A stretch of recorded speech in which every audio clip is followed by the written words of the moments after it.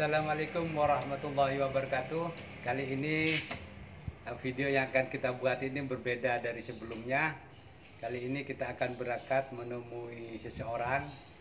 Itu teman saya yang dulunya mantan pecandu narkoba dan pernah juga dihukum. Yang dia menggunakan narkoba itu lama sekali dan sekarang dia berhenti, sudah lama berhenti dan sudah menjadi pengusaha yang sukses di Madura. Kali ini ayo kita ikuti. Kita akan berangkat menemui dan silaturahim ke rumahnya. Demikian, assalamualaikum warahmatullahi wabarakatuh.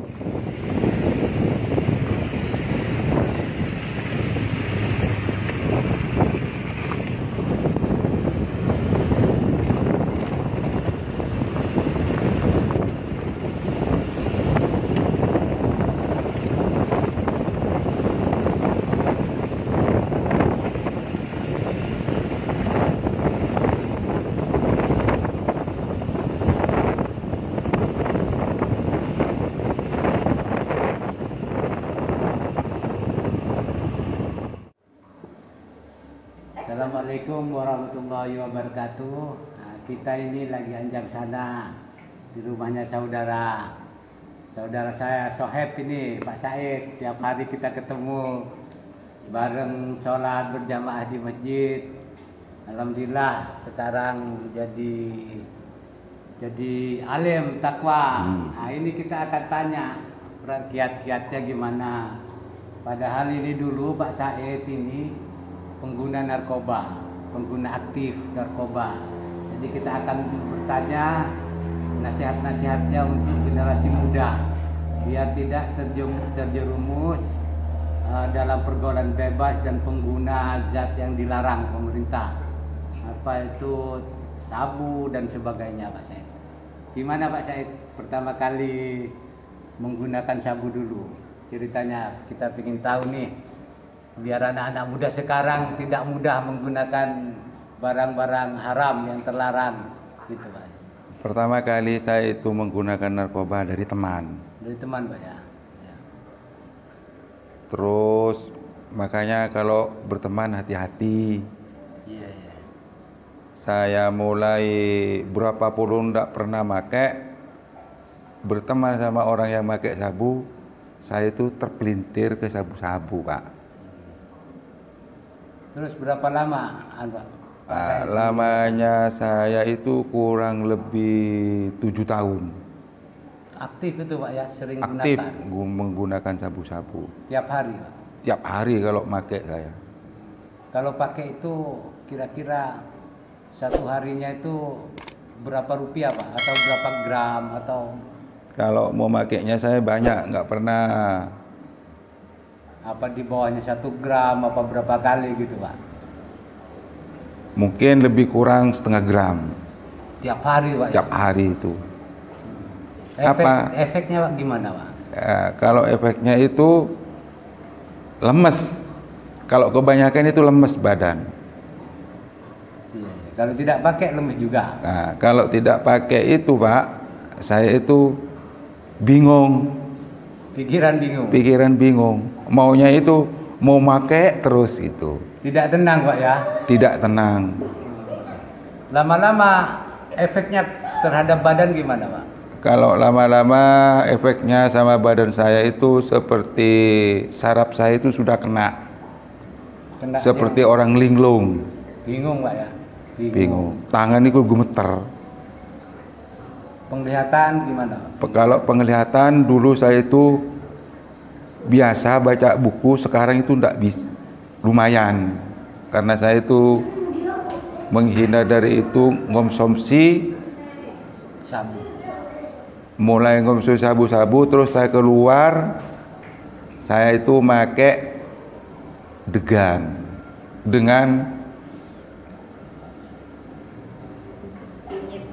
dengan kunyit. Oh, itu obatnya. Enggak selama pakai itu apa ketagihan terus? Gimana ketagihan? Kalau dulu saya Pak ketagihan Pak, namanya orang make. Dulu saya itu ketagihan. Itu kan efeknya nanti bahaya Pak terhadap diri, terus itu ancaman dari kepolisian, dari apa Bapak enggak takut waktu itu? Waktu saya pakai enggak takut, Pak. Oh iya iya. Nggak ada yang ditakuti waktu itu, Pak. Apa? Karena apa? Enak. Jadi kalau enggak pakai itu ketagihan terus. Ketagihan. Terus awal mula berhenti. Awal mula berhentinya gimana, Pak? Kok bisa berhenti? Kan Bapak ini udah lama pakai. Berapa tahun, Pak? Saya itu lebih kurang 7 tahun. Iya. Mulai tahun 1997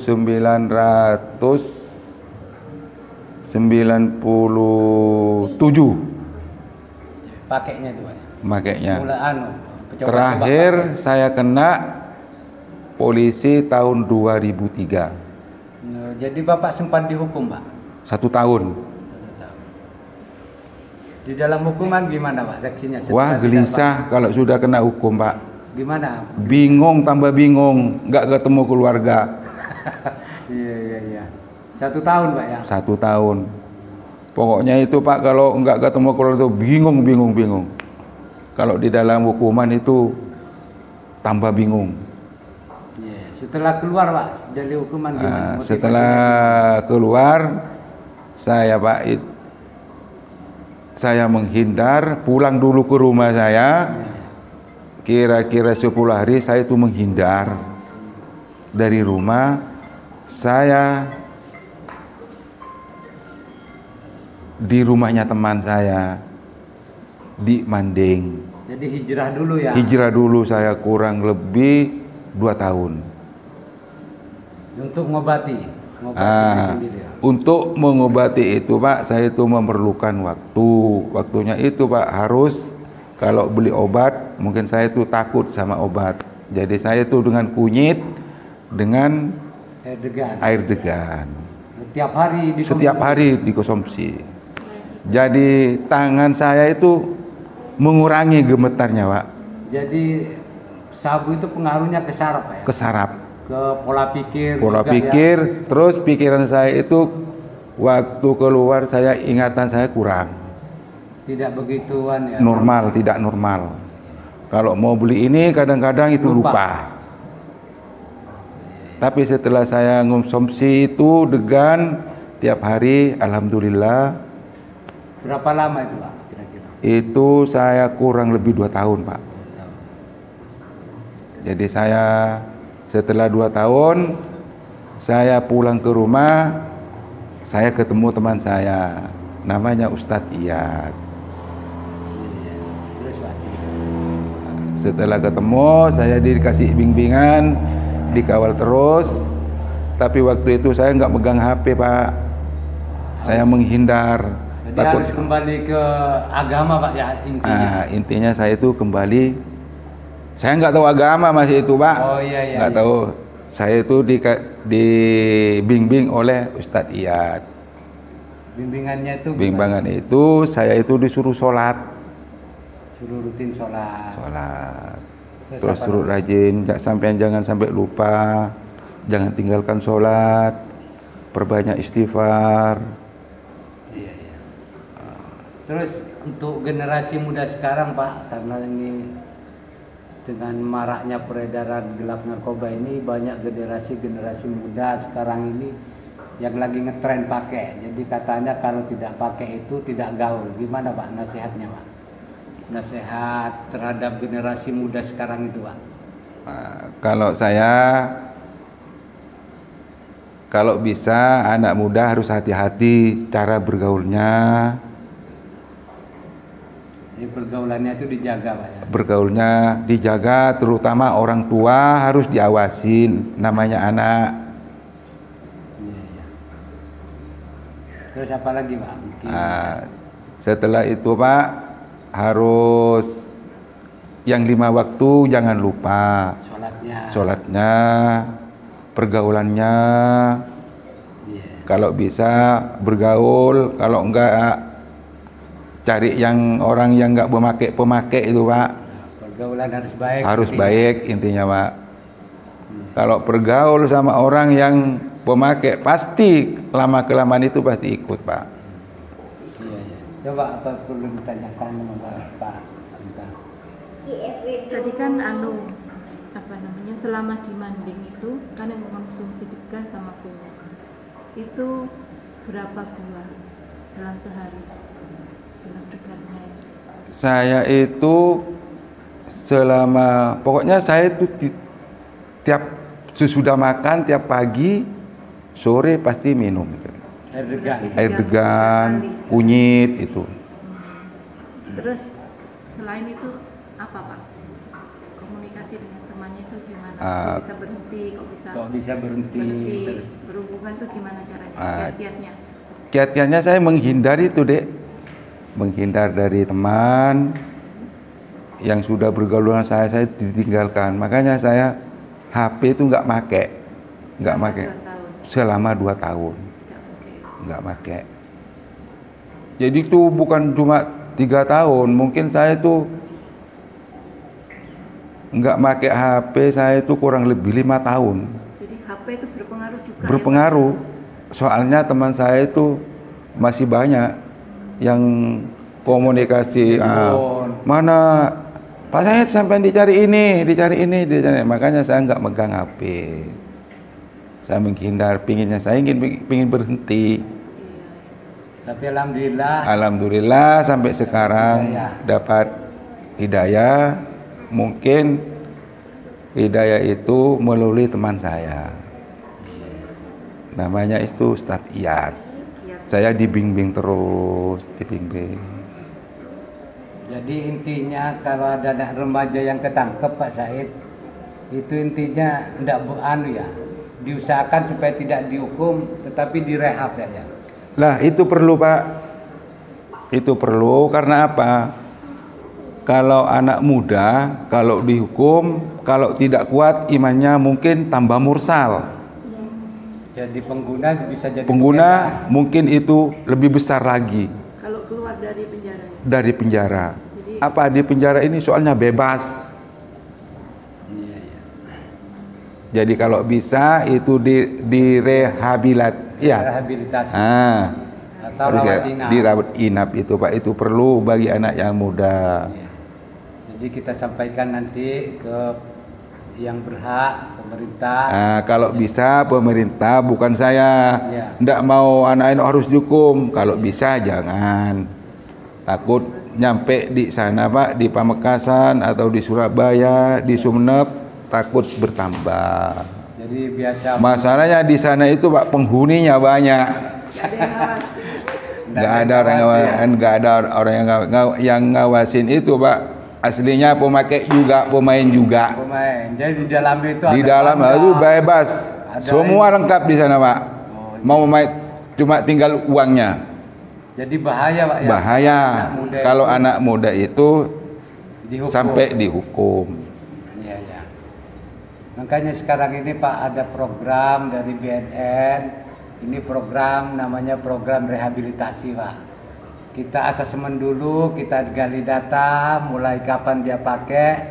Kalau itu gejala psikologis ringan, ini BNN bisa rawat jalan. Ini ada program. Jadi umpamanya kecanduannya berat, bisa rawat inap Pak, 3 bulan. Ya itu Pak, perlu Pak itu Pak, perlu. Jangan takut untuk rehab intinya. Jangan takut untuk rehab, masalahnya harus anaknya itu harus jujur, pakai berapa tahun, berapa bulan, harus jujur itu Pak anak-anaknya. Sesungguhnya itu pembinaan dari orang tua Pak. Yang utama. Kadang-kadang sekarang orang tuanya anaknya begini bangga. Jadi Bapak sukses sekarang ini sudah tidak pakai narkoba, mungkin ada usaha yang usahanya lagi apa sekarang? Usaha apa sekarang? Kalau saya sekarang usaha karung Pak. Karungnya. Tapi itu perjalanan itu panjang Pak. Ceritanya panjang. Kalau direkan mulai itu panjang Pak. Jadi saya perlu proses. Tidak langsung jadi jadi dari bawah dulu. Iya. Jadi pedagang kecil. Pertama kali saya jadi supir Pak. Dulu setelah supir. Berhenti dari narkoba. Dari narkoba saya jadi supir. Iya. Setelah jadi supir, saya itu ketemu orang di Surabaya. nawarkan karung sama saya. Terus dengan saya ditawarkan ke pedagang. Alhamdulillah pedagangnya itu mau, terus saya jadi Pak. Berjalan kecil-kecil sampai sekarang ini Pak. Terus nasihat terakhir Pak, nasihat buat anak-anak muda sekarang lagi Pak, supaya menjauhi narkoba. Poin satunya ya pergaulan Pak ya. Terutama Pak, kalau anak muda itu pergaulan. Nomor 2 Pak, jangan tinggalkan sholat.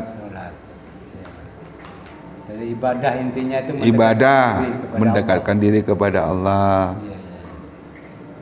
Terus yang nomor 3 itu Pak, hati-hati cari teman. Karena sekarang ini lagi marak ngetren anak muda-muda sekarang Pak, bangga jadi kebanggaan sekarang. Jadi padahal itu kebahagiaan yang semu. Iya. Merusak jiwa, pikiran Pak. Ya. Itu kenanya nanti kalau ngonsumsi sabu-sabu terus, jadinya itu nanti Pak, pasti saraf yang dia kena Pak. Bisa gila itu Pak. Bisa gila. Teman saya banyak Pak yang gila Pak, bukan satu orang. Iya. Jadi ada yang linglung, ada yang gila. Ada yang mendadak mati. Ada yang meninggal mendadak, overdosis, ada macam-macam Pak. Ada yang keluar dari jeding, jatuh meninggal, ada Pak. Itu pengguna semua Pak? Pengguna semua rata-rata Pak. Iya. Makanya kalau bisa anak-anak muda sekarang tinggalkan, jangan sampai menggunakan narkoba. Soalnya saya ini masalahnya saya sudah tahu Pak. Iya. Jadi harganya sabu-sabu yang saya ketahui waktu itu Pak 125 per gram. Jadi hartanya itu udah habis banyak Pak ya? Habis banyak, makanya anak-anak harus dijaga sama orang tuanya, jangan sampai ngasih uang berlebihan. Harus dijaga Pak, saling menjaga. Anak dikontrol mau kemana, berteman dengan siapa. Itu harus Pak. Soalnya sekarang narkoba ini sudah masuk ke pelosok. Bukan cuma perkotaan. Perkotaan di kampung-kampung pelosok gunung sekarang banyak pengguna sabu-sabu Pak. Ya, cukup itu yang nasihat dari saudara saya ini. Mudah-mudahan jadi pembelajaran kita semua, dan mudah-mudahan anak-anak muda sekarang terjauh dari narkoba. Yang sudah pernah menggunakan, dengan sungkan-sungkan datang ke BNN untuk menjalani proses rehabilitasi. Dan jangan takut, karena di BNN itu menjamin barang siapa yang melaporkan dirinya, insya Allah tidak ditangkap dan tidak dihukum. Demikian perbincangan secara kekeluargaan dengan Bapak Said yang pernah menggunakan narkoba dan sekarang sudah hijrah dan berusaha, dan alhamdulillah sudah sukses. Terima kasih Pak. Assalamualaikum warahmatullahi wabarakatuh. Waalaikumsalam warahmatullahi